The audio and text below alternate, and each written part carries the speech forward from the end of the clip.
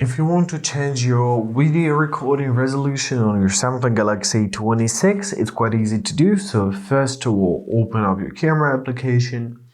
Now make sure to choose your video mode right here at the bottom. So here is your video resolution. Tap here on this icon at the top right corner. So here you can choose between size, Ultra HD, Full HD or just HD.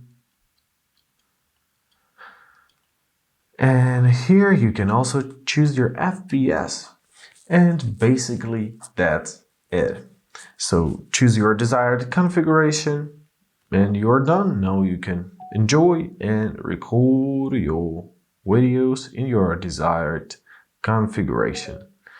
You can always find your results in your gallery. I hope this video was helpful. Thank you so much for watching. Have a great day and please consider subscribing to our channel.